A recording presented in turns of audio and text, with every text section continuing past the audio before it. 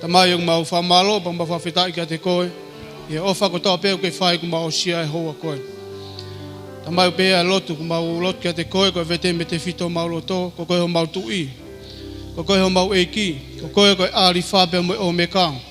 Ko koe koe kamataanga pe mga taanga mea hono ko toa pe i mama ku mau mo ui ai. Mau whamalo kia te koe tamai ko tua kou ke tatau kia te kumau tori e aho ni. Pongpongi o whai pehepe o ta ngata ke mau mo ui.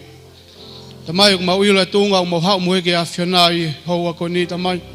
O mau lot kia te koe. A whia ka te kumau tori ko e fu pe a kumau tori o ao. Ke le mutu pe a kumau tori o ao. Mao ni o niko konga holwhari e ria i o a whio ke mau mo ui. Ka ku mau vete i o ao tamai e mau mo ui. Whawhotunga ko toa peo koe ke hoa mo tau kia te kumau tori. Alo ofa kia te kumau tori e hoa koe. Tamai ku ma whatapui ka te koe a Ngaue'i o manake mau whahok. Ronga hiva, ronga whawhita. Ia wahe i o Folofola i hoa koe. Tuange hoko pea pa nam kakala ke awhio e awhiona ke mau mo ui he aho koe. Ronga hangeia pe halang te mau fōa i aho koe ni. O mau whiwhia ke whawhok peke whateunga pe e awhiona. Sisu kalais ko koe o mau whakamo ui. Amen. Rea si hova. Mau ai pi. Kore ke tau whakapaspas tai tari e toko taha ua ona e Ngaue'i i hoa ko nia la maria maani o ni. Kore ke tau tari ene tangata e whai kau. Neongo ka ke tau kau whakataha i e whiafko ni ka kono loto bono lau maria no whakau i henia mo te tau tori hoa koe. Tai lele ene lahi taha wau ki sisi taha i e whare koe. Tai lele ene tangata eki Semisi o ku tau kau whakataha i hoa koe. Neongo na e wholau atu ke whanua muri. Ka koe ni ku tau e whokimau tau tau e whakataha i aha koe. Ko e whaosia tai i hoa koe ni. Ko kore ke kau tāmea. Nau tai mea ki fo hiwa. Lava atu ki ha toko taha, toko ua. Mari ka te ia. Tangi ai ofa te eki ka te ia i hoa koe ni. Halo.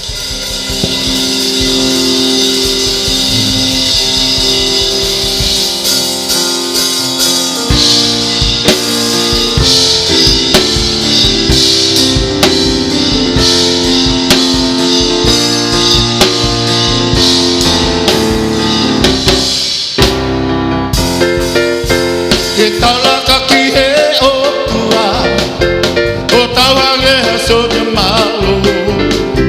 Te gaje tau ia, te tupe angahala, o e hio to ate, kawi kuna loa, se tane loe ne komata.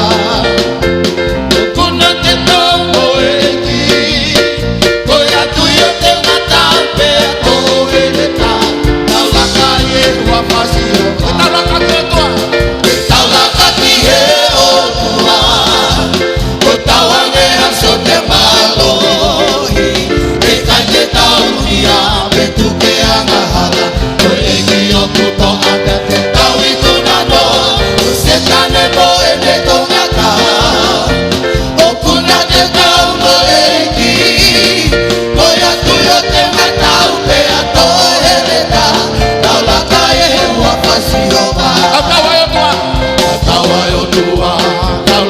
Fodua, tawa taina, hio na nima, o e fefia, o e pe na hiva, o foka e tawa o tua, tawa o tua, tawa kai fodua, tawa taina, hio na nima, o e fefia, o e pe na hiva, o foka e tawa o tua.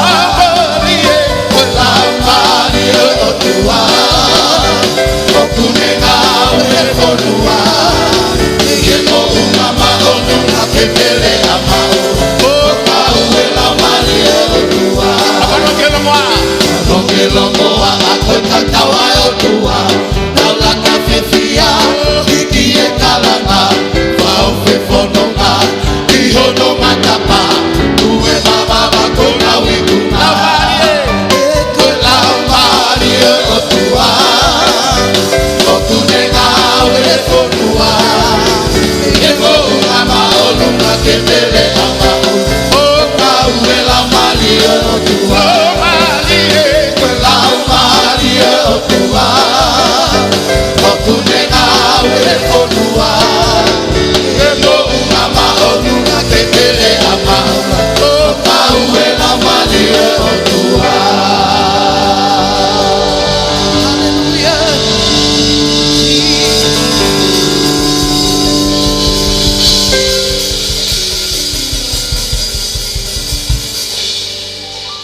Whawhata i keiki. I lululongi tō tahta whakitang kia I Ngaue'i lau mare o tua. Kataki fu lalo I whiawhini. He whialahi o bito I whiawhikoni ki tau hau ki lotolotonga o tua ui heni. Ange ko sāmi tau hiwa ki ui heni tau Ngaue'i lau mare o tua. Pea, hoko atu ki tau whanongonongo I he whiawhikoni ngā ko tau taimi. Ulu aki ku whamanatu mai te tau tolu e kempasi.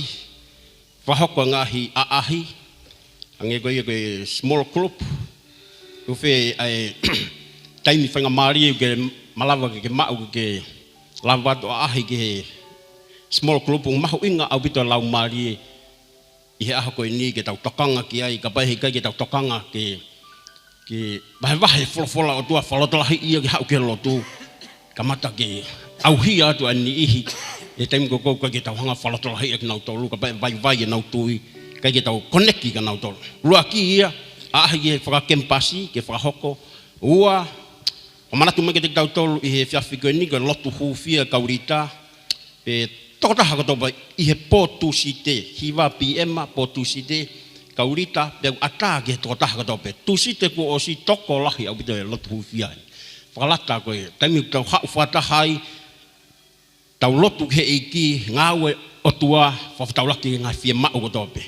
Pea wani ihu na moa I ngai whangata whakasino o tui ke tau lotu kai ke more tai aonga ia kak malawa ke mawhao te toku mawhi o tua e whakawhetau laki ki atek nau tolu wai moa whakasino ngahi whiamau keke kai ngata I koe Bible study e pōpule lulu mo e au kai vete mai begi apsiasini wha koe proklama a youth mo teen I he whalaite kai ngata I he sapate kahau Pamanatu mai ke te tau tolu, whai e tau lotu kompaini I sapate kahau, ai koe sapate ako ia, whaamu ke whamanatu ke tokotaha katope, tau lotu, unga koe ngahi koe whanau, manau polokalama whotutu, ke whakahoko I he sapate kahau ke tau kompaini. Nā ke amanaki mai ke tau lotu kempasi, o whaamu ke whamanatu ke te tau tolu I he wike kahau ia sapate hoko mai, ko whai e lotu whatahataha, pako sapate ako ia teu, ngahi aitemi mai ngahi proklama ko ni whate fito I ke kau ako ki mo ai batok foto ai ako whalatolahi ka te tolu whakaosi I he whiawhiko ni tokanga ke whawhanga e tau tui me Folofola o tua nge koe Kaveinga koe au whamaratu ke te tau tolu I he kamataanga tau koe ni level fo o tui whemau ka pau tau whemau ke alu ki ha level fo o whemau ke whawhanga tau tui mehe Folofola ai o tua. Kei o te whaloloa I whiawhikoni, whawhi e tōa koni ke leksini, hoko te tau tanaki tau mea o whai I whiawhikoni. Whapaspasi ke iki E whiawhini.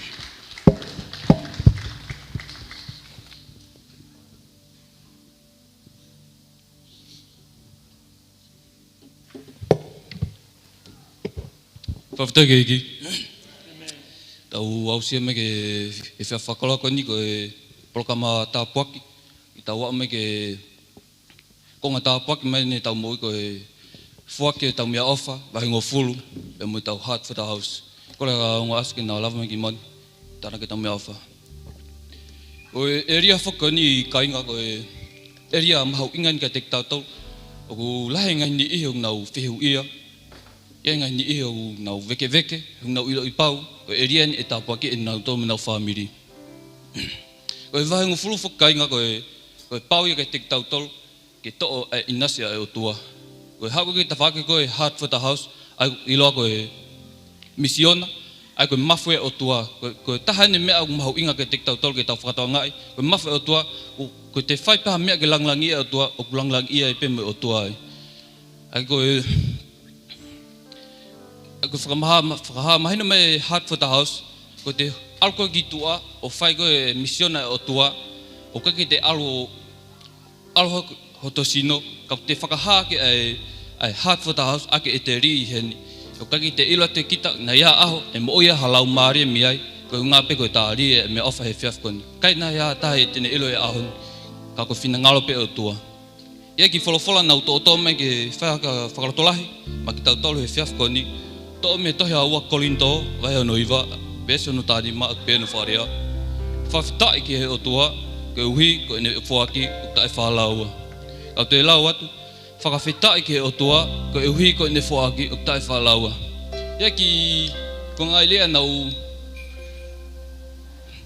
hau ki whakaukau ane hoa tai lau ki folofola koni e kai ke he lawa tangata he lalola a koni ki ne whakauawai ai whake o tua e kai peke ia taha e kai pe ia taha e au ke whakmea o tua he ko ne folofola ko whakaha mahino mai pe ko ne whaki ta e whalaua hau ke tānoa ko e palaha me na e tarange o tua ke e palahami hu ki tua sio ke whetuu alo lau e one pene ke lava e palahami o lau e one me whetuu ne peange o tua ke o pehe pe taimi te utapa ki ai koe moho hago o lau kuonga pe koi e kainga o te ke mo i foi e whaki me tau whakalangalangi e o tua ka ke ilo e koe taimi lahe ni iho tau mo ui ti tau whito ake ngai tapai ke mo ui lahe hau whiri o te siki tau tol ka ku whalatolai ke te tau tol tuhake ke orunga he koe hanga o tua tapa ki ake tau tol ake tau whaki me tau vaenga furu kui e whanga toko tako tau tamai he vani whaena tua ko mo whawhita mo whamala ke whaena tua ko ngai koe mo miti whakola ko ni tamai a whawhanga mai koe tamai koe ake nau tolu ka amanaka ki nau lia nau vaenga furu me nau heart for the house o tua ko ngai koe nau sio whaki ke nau kaha ua o tua whakawai mo koe eke matapā e langi o tua ki whakarotola hiki nau tolu whakaloa e nau mo ui ke hoko ai pe an mo ui whilau lau mai e whaena o tua hange koe Kaveinga tau ko ni o tua ke unu ke new level of faith o tua o malot ke e whaena o tua pikitai e pe ki e whaena o tua kai nea tua nea taime o tua ko ke tāpaki ki nau tolu whakawai ngai mea matapā mo ngai mea o ku tāpaki ke te nau tolu ke hoko ai pe lau mare ma ni e whaena o tua he tau mua whae susu kai sku ma whamoi amen aga mare ko ni toka te onga sanga ne tāpaki me e wha Oi que tal Hokumon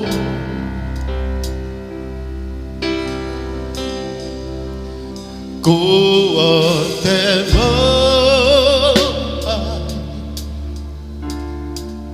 I found a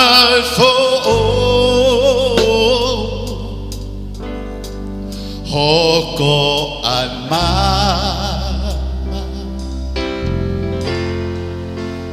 Kihe poli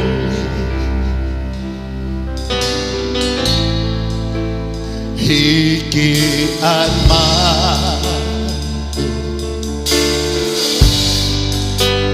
Kihe mo ui Hoko mo Kumonue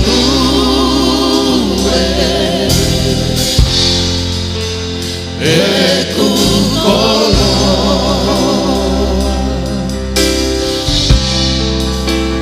Ete omoi Ketai mi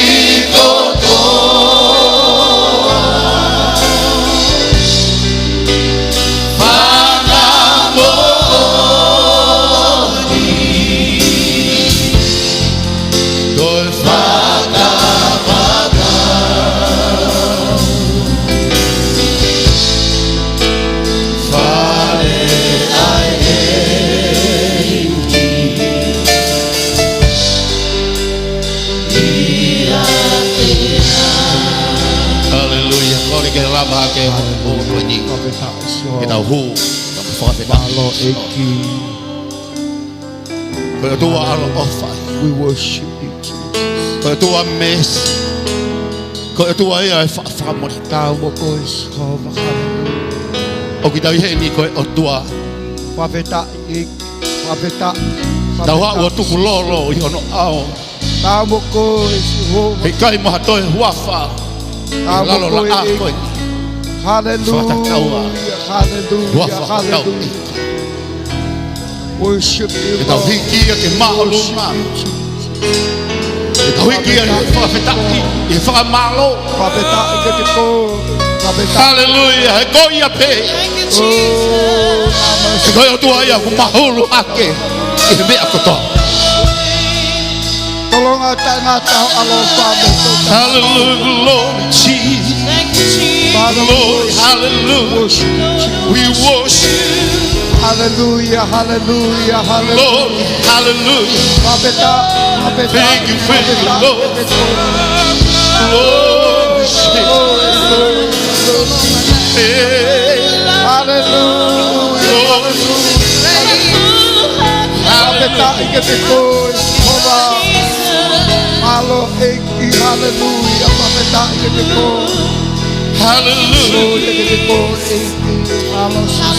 Lord Jesus.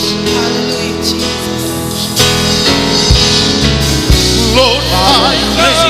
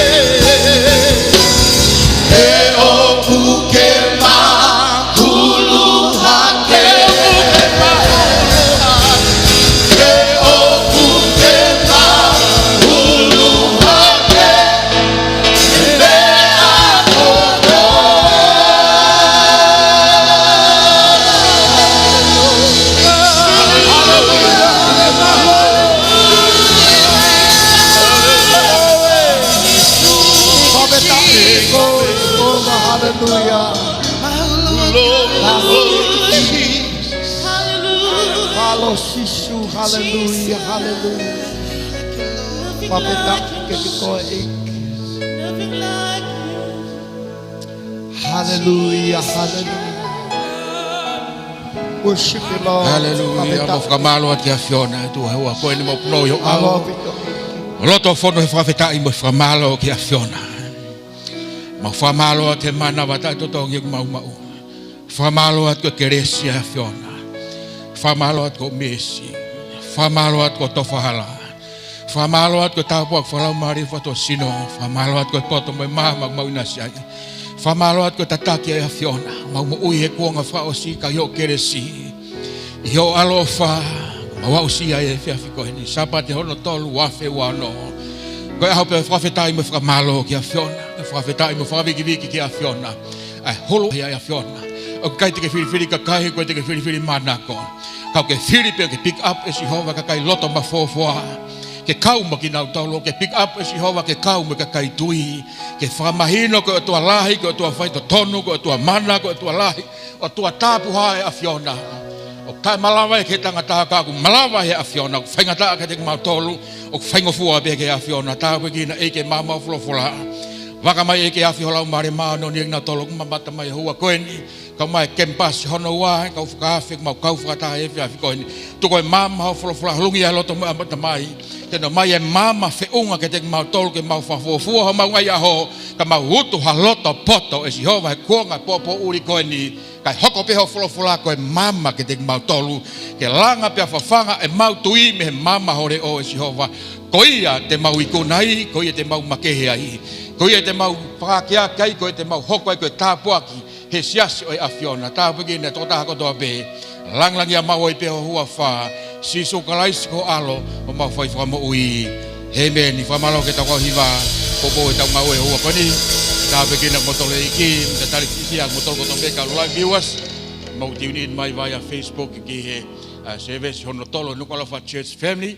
Ke bas hono wa ko sapati no tolu atawalo sanori wa fe wa no ma lau ko tapuak mo monu ke ma kau fata mo tolu e ho fa kula koni pe ko tui e hoko Folofola to ko tapuak ke tik mo tolu e hoko ko mama ko Folotolahi ko re amana ke le ke tik tau tolu ke puke meai mo fafanga e tau tui e tau hoko ko tapuak pe mo mama e ko nga fa o sikoni tai tali fefia e tau statement ni na de flower mo teria New Zealand ne te fok mo ui mai peke tangata ko malu e lue mono family. Foki malu e ko sio kai o ki melo malu e fefina. Pa veta i ke elva mo i mai pa mono amere peke te ngai whanau na ulawa no sila. Hako ka ta puak pa mo e whakoloa e whamaloa tu ki a fotu i no reo mai tau kempasi. Mau foki ta puak i mai pa me tau Auckland Mission Base pa me Auckland i no sila. Pe a whamaloa te ngai poupoko to. Pe kula vei pe af wana tula.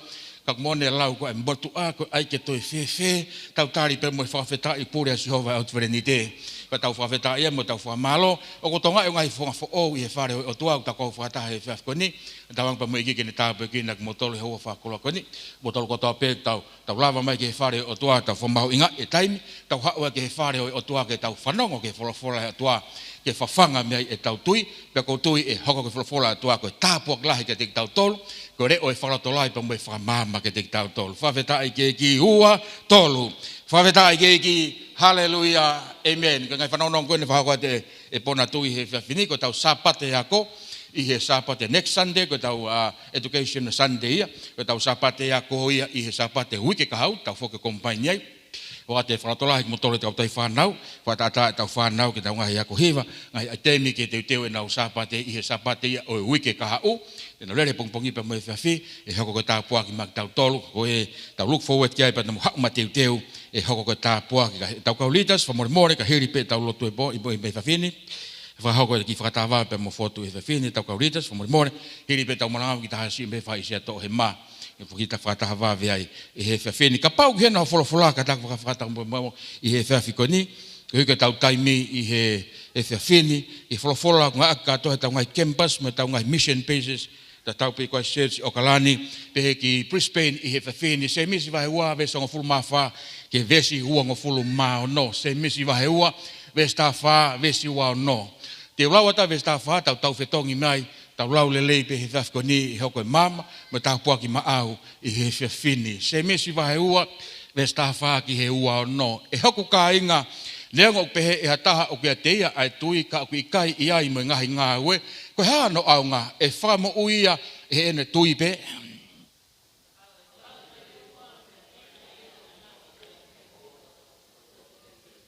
Pia staha no pia pehe e ho mou toko taha ki ai alu o ke whia maarie. Pia ke maa whana, pia ke maa kona, ka ikai si te mou atu ki ai hangai mea ku au ngā ki he sino, koe hahono au ngā.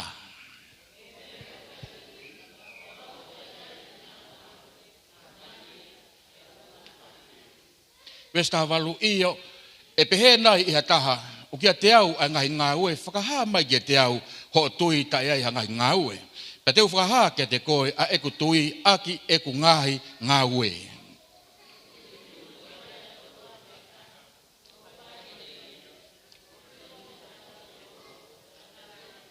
Me suanoa, kaku ke loto ke ilo e tangata vare. Koe tui ta iai hangahi Ngaue'i, o kumatuma onge ve suanoa, tuma onge ve suanoa more. Ve suanoa, kaku ke loto ke ilo e tangata vare. Koe tui ta iai hangahi Ngaue'i, o kumate ia. Ka epsene e tui, moi Ngaue'i, hala he Ngaue'i, tamai Semisi, o kumate ia. Ve suataha, lau whataha mai, ua, tolu.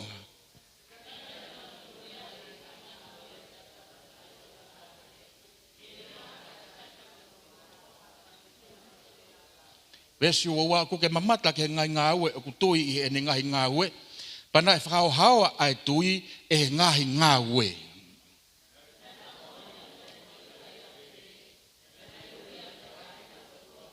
Vesi ua whakoeni o ku mou mamata o ku whatonuhia e tangata e ngahi Ngaue'i kai i he tui pe.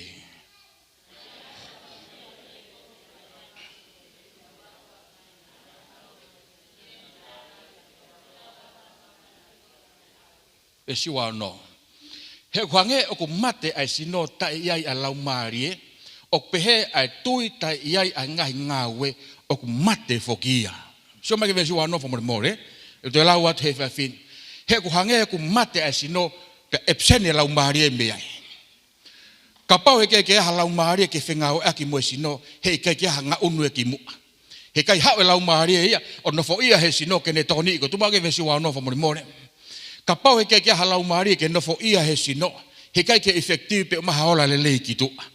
Ok pehe pe talamahi Semisi he whiawhin. Ok pehe pe ai tui ke aha ngahi Ngaue'i o ku mate ia. Ai mahino ke te tautolo he whiawhini ke mpasiua. He kai malawa si hova o Ngaue'i ia te kaua i he tui ata atape. Talamahi Semisi kua pau ke o ua ai tui moi Ngaue'i. Whaweta ai ke eiki. Kua pau ke alu ua ai tui moi Ngaue'i. Ko hiken e Semisi ai ki potu tohi ko ni arifo ke vai hono wa e tohi ke siasi si sarema. Ko ne tohi mo ne kinaki mo ne wharatolahi mo ne whakamama mo ne whakamanatu mo ne porei mo ne wharatolahi ai kainga lotu i he siasi. Ko nahu ilo ki he otua, ko nahu a ewa mo otua, kaku alu ke manifi ai whakamo ni o mafi o otua i he siasi. He exercise faith ke e a mafi o otua i loto he siasi. Na whau he otua e siasi kono uhinga uruaki ke tau worship lenga ke tau tauhi anga tonu e ki he otua. O whau e siasi o establish he Folofola ke tau tauhi ki a Sihova pe tau win e soul ki loto ai. Ke whakamo uia i kakai pia lalangai e tau tui i loto he siasi. Pia koe tohi wharatoloa hina Semisi ki loto ki he siasi. Ko ne whakamanatu ke kau whaifekau, ko ne whakamanatu ke kau tikoni, whakamanatu ke kau litas, kau hiwai mua, ke kau asa koi mui, whakamanatu ke kau lotu hufia, ke kau worshipa, ke kau humo whawhetai, ke kau wahenga furu, ke kau evangelio, ke kau tisai pare, o mahu inga alu ki o tua, kau toe mahu inga hange ke toka ngai e tui, ke o whakataha moi Ngaue'i. Pia ke malohi e tui, kua pau ke humaki o whaki loto, o operate malohi e o whai loto o ne whanau i mai tui me he Folofola. Pe whangare vai tui o whakamama koe alaka ke whakahoko. Ke ua teke si o lalo ke he masiwa. Whamanatu e Semisi kainga lotu kainga tui. O whia mau e tau Ngaue'i mo e tau tui ke Ngaue'i ke he masiwa. O ta tau pe masiwa me tu maarie. E kakai o koe ke ofai me kakai ku ofai. Kakai o koe ke ongongoa me kakai ku ongongoa. Ko whamanato e Semisi ke Kaveinga lotu. Ai mahu inga ke Ngaue'i e tui, ke alu whakataha mo Ngaue'i, ke au e tui mo e ofa ko ia, o au sia he masiva, ko e o tua ia o e tui, ko e o tua ia e ofa, ko e o tua ia whakamore more. Hallelujah. Ko whamanato mai Semisi he whawhini Kaveinga lotu. Ken pasiua he kai malawa ke fai e sihova hangau e mana hariu kawa whakaofo i he ta mo ui whakafoi tui o kai ke o ua whakataha ai tui moe Ngaue'i. Kaveinga e whiawhiko ni. Ni taramai ke te tautolo e whakaratolahi Ngaue'i ho tui i he wafe wano ki hare volo fo ou. Ange mui mai ke te au Ngaue'i ho tui i he wafe wano. Kene hau sia hare volo fo ou. Kene au sia hare volo fo o motolo ko nga ke Samsangi tohi mai to taha ke te ki nusila e lava kumi me kava keisi ko ia Samsung uafa esa uafa Ultra o talanga ke to taha na mandofo ko fe ko Samsung Ultra uafa tal mai ta alu ke fare tu be on hanga o ke fare ko ni ma kala si ke heke to esa uafa Ultra Samsung ko kau he latest ki mu Samsung. Peko ria ko ki Samsung ko nga aki normal he kakai ko wofi hola tafa aki ke fangi kalasi motu aya baby. Mole mato angori hai mo malu elu mo mea. Ko te fe ma ke to pai pe to ma fakalaka mo teknologia ko ahoni. Ko lo pe ta ma mere mo ku tatu. Ko lo pe re ma aterio mo ku re atu. Wai ni hia ku to ya mato to te hori ke kumi mange me ko pai fa mo ta fa no mai. To kanga ke folofola ke hau ki hevani. Hallelujah. Tal mai ke te tau ai whakaukau koe ni, ke au sia ha telefoni whakaofo ofa, o whia mau ke upgrade te revolo kono ke telefoni, upgrade ke polokalama ke apps koe o aho ni. Whaweta ai ke iki, mona tu e post office he taimi koe o rihai mo mea, ka pau ke ofa ko family Amerika te ke whai tohi e fulai pepa pelpelu, ai o stapa, alu he sila, rihe post office, o si ha mahina ia ka pau ko alu ki Amerika, mahe toki mau e tohi e Amerika, o si ha mahina e taha peu, toki lau e tohi se o meke teite tohi, koe fu tohina angi sanuari toki mau i maasi. Koe ahoni koe teknolosia, te ke talanoa, te ko ki Amerika, talanoa ma Amerika, he taimini pe. Talmai taniela vai taha ua i he ofi ke foki mai a sisu he rapture e vave o tupulaki e mea kotoa pe e vave anga hala e vave teknolosia e vave ilo e vave momoko ke ofo ke otua e vave fai totonu e vave mo fai hala mea kotoa pe e vave ka whamanatu mai he whiawhini ko e tatui ko fie mau ia he wafe wano ke upgrade ke toi ohake ka revolo o toi ki mama lohi ange. Whaweta ai ki eiki. Tau ke fie mau ha mana lahi, tāpuaki lahi, riukawa lahi, amanaki lahi, fia lahi, tau ataina lahi. Ha mea ke te whai makehe si howai loto ho whamiri, o fie mau ho tui ke ohake ke toi mama lohi. He koe wafe wano e toi malohi ange Ngaue'i e te volo. He kune osi ilo pau e toi vave ange foki maa sisu. Dr. Mai he Folofola, ko e ofiang e aho e foki mai a sisu he mau hake, ko e taimi ka e lahi e kakai momoko e na ofa ke o tua. Pa e lahi a nifi e nofo i he kakano, tala mai e Timote ke te tau tolu, sere a Paula. Ua Timote vai tolu vesraki ua tolu whanima. Ko e ngahi aho e koe e nofo e toko lahi e nge esi, kai tuku e malohi. He kai te ke malohi ko he nge esi, kai te ke malohi ko ho kau ke esi asi. He kai te ke malohi ko kau he kau hiva. He kai te ke malohi ko ho malanga. He kai te ke malohi o iho whatongia he siasi. Peko o kau ki hangai tāpuak peke hoko ko harita he siasi.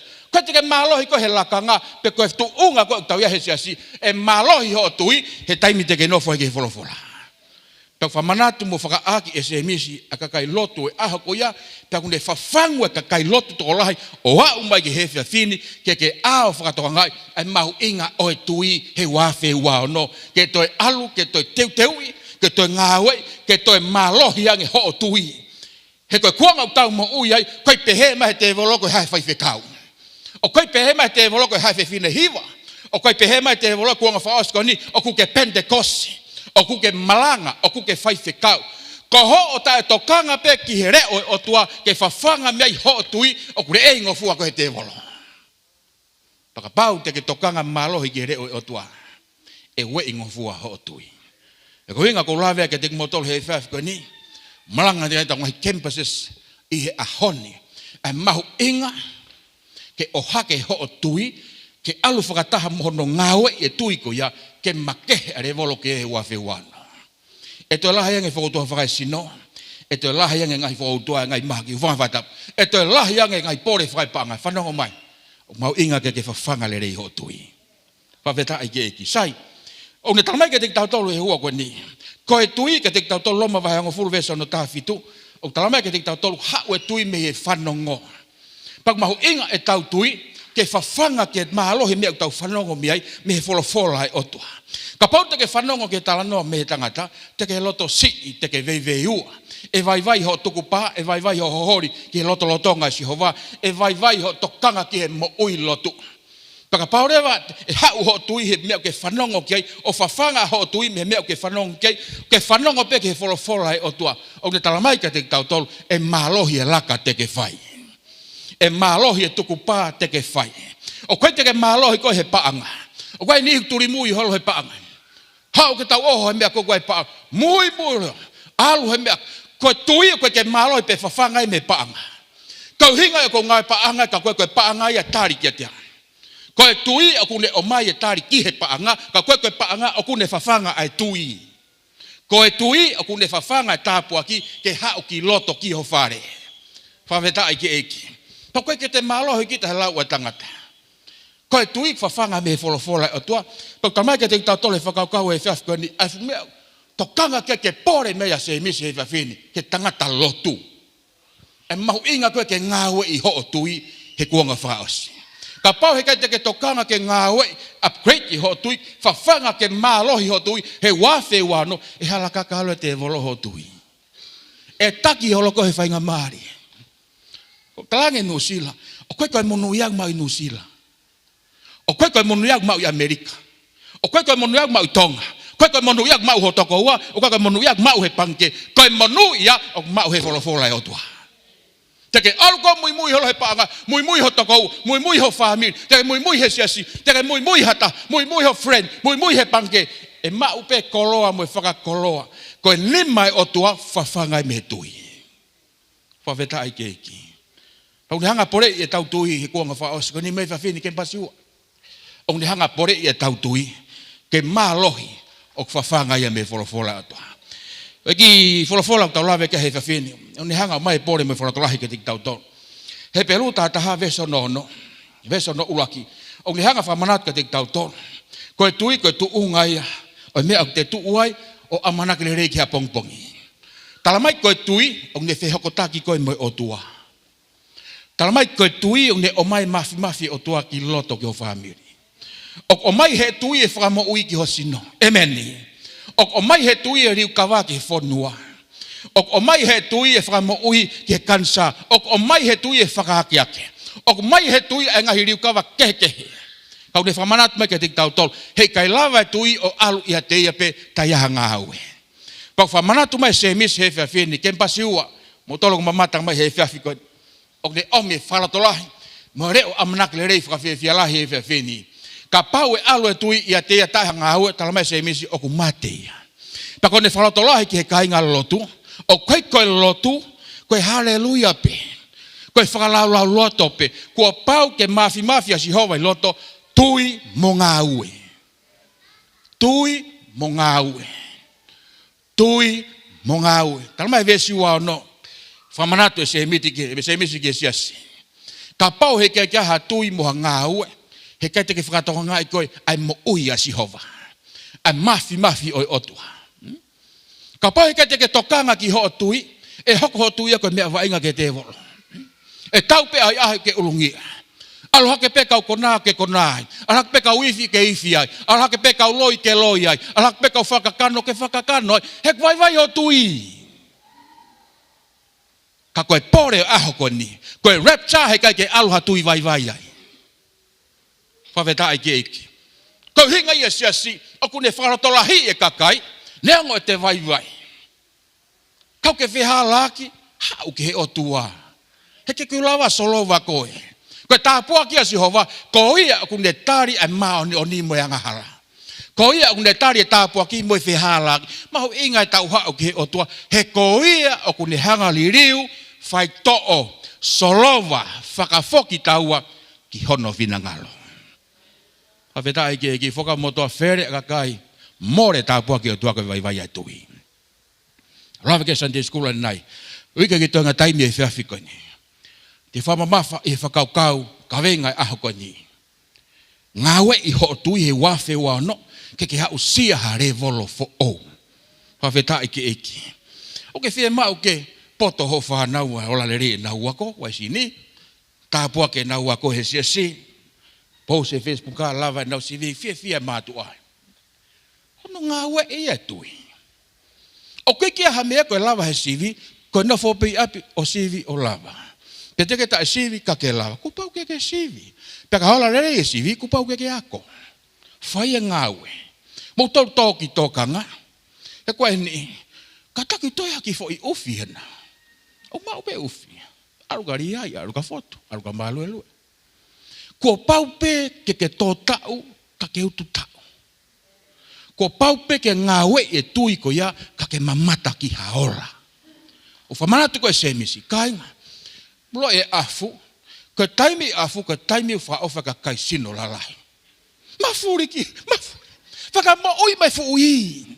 Ai mai piko ha ea koni e pasi. Ko ai ai wahango fulu pa anga nima mo eke to ea koni e pasi. Whaka mo ui mai fuui e siasi, ai ke moko moko. Anonga mai. No foke Folofola ka ke moko moko. Oe hoa. Ko kuanga ke henu tau mo ui ai, whamanatu mai Semisi, o ne porei e tau tui, ko e tui ko pau ke alu whakataha mo Ngaue'i. O ku ke whie kai ufi, tō e ufi, pia toka ngā e ufi ko ia, o Ngaue'i e ufi ko ia, ke hoko koe fu ufi lahi mo whakawofa. O ke whie kai talo whakawhatapu, tō hafu talo, toka ngā i hela a ma uha. Ngaue'i ho tui, o ke lotu, e Sihova, tāpua ki e ngu e Ngaue'i koe. He kai te ke tō Ngaue'i, pia ke lotu ka Sihova, ke tāpua ki i ho Ngaue'i, pia ke tō i uta, pia ke hao no whakolo, o ke amanaki ki haola lelei. Fotu pe taha tangata tō ufi make hiko tan fotu. Kau koe tangata tō ufi ko wako e mea lahi mea koe. Koe keu tō ilo pa koe kehe lai ufi me lau e vao. Tangata tō ufi make ko wako e mea lahi mea koe. E anga e mo ui ki he wafe wano. Whanongo mai.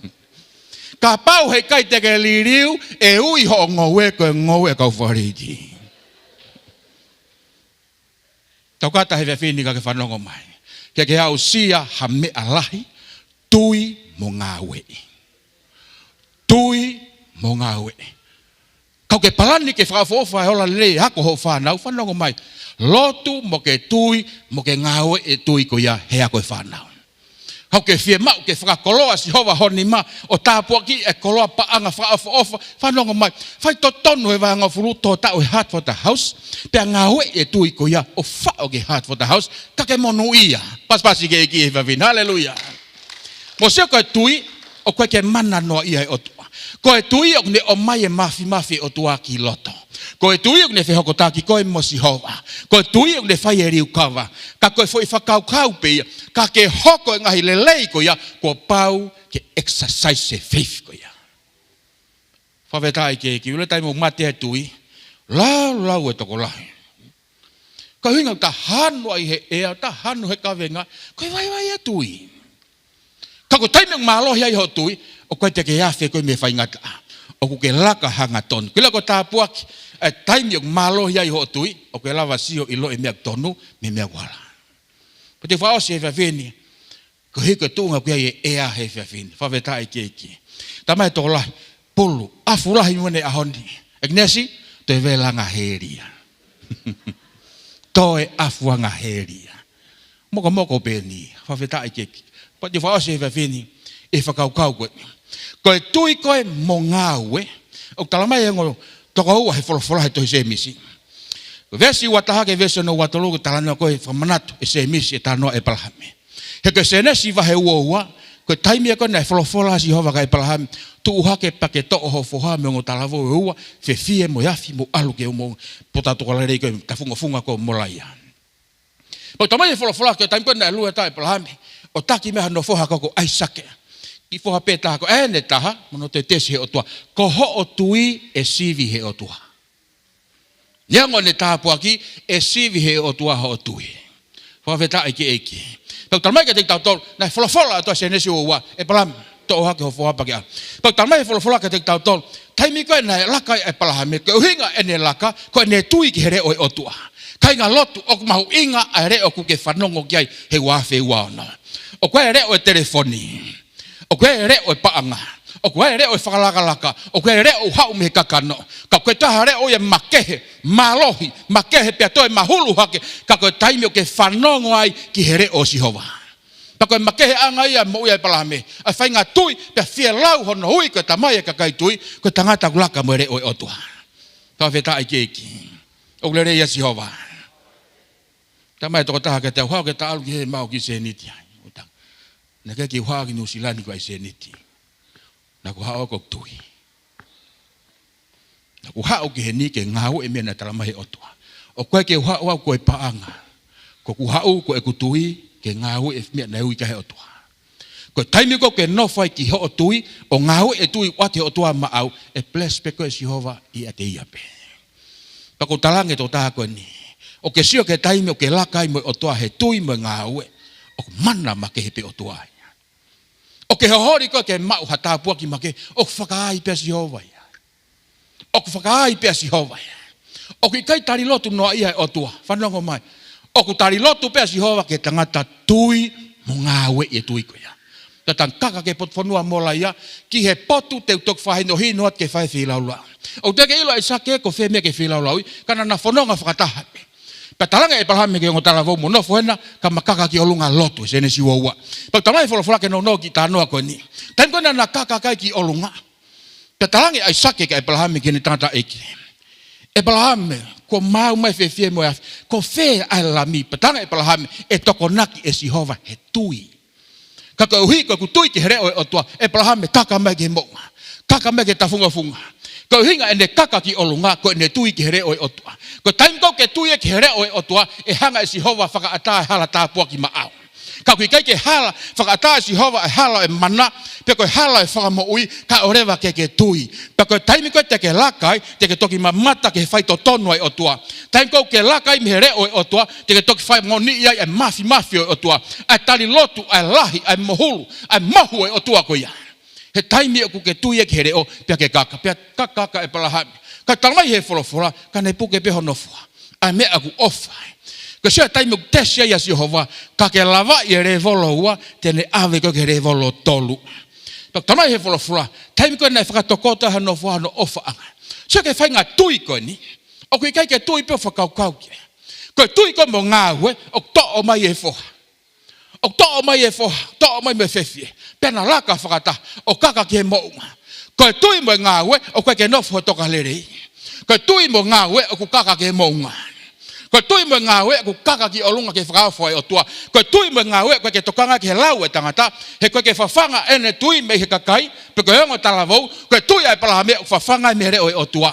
Toko taimi o ku ke tui ai, o ku ke laka ke mafi, o tataki ke o tua. Nengo ene mamahi pe hiri hifo e foha koe ni, aia ene tahapa. Tamai Folofola. Kainga lo taina hike e palahame here ki olunga. Pako teu e ke whai e whilaulau, ke to e mo ui hono ofa anga, pa tau fi mahe mafi o tua. Now I know, o ko os afio e whahinga tui ko ia loto e te koe, o ku ke Ngaue'i a tui ko ia, ka pau na kate ke Ngaue'i, he kate ke mamata koe ke o mafi. Ki heku mana, ki heku whakaofo. Ke whamanatu mai ke te tau tol, i he talanoa e palahame talang he angelo, tau fi honi ma, he ko afio i e Sihova, ho loto tui, e whainga loto whai to tonu, whainga manawa he ko ia i loto kainga. Whea lau hono tāpua ki he o tua. Whea lau hono hanga e Sihova haki aki a tamai ko e ui koe ko e palahame.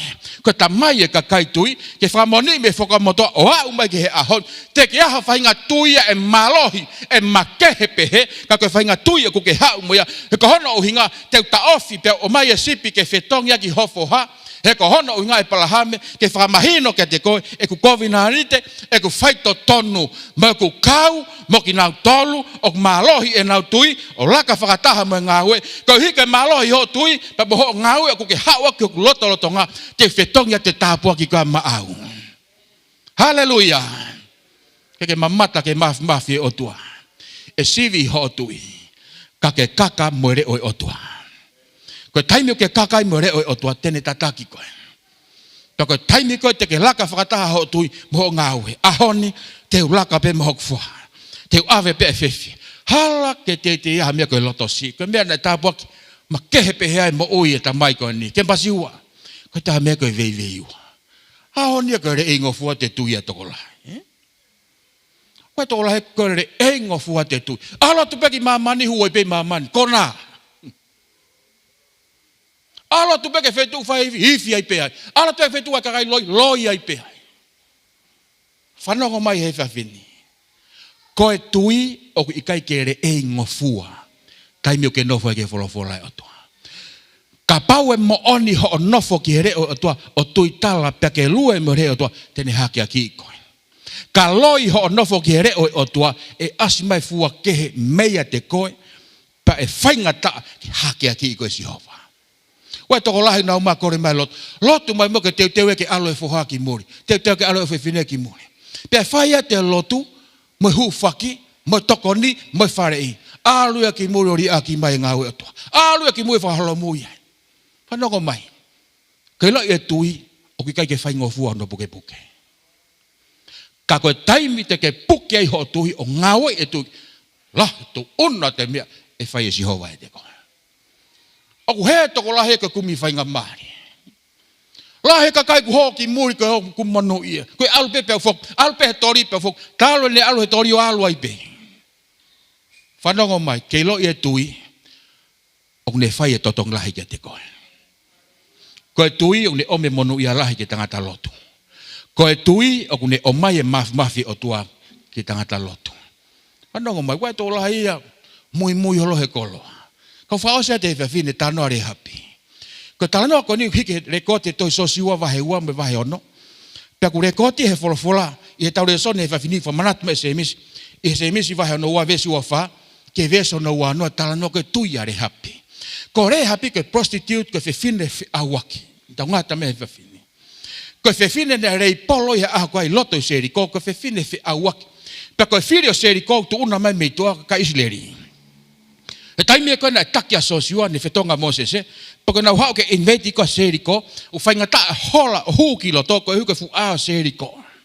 O kia e a te ka e te sihova whaka aho ka koe. Ke mau e tāpua ki ka kuke staka koe fu a ko ia. Koe tāpua ki a kui loto.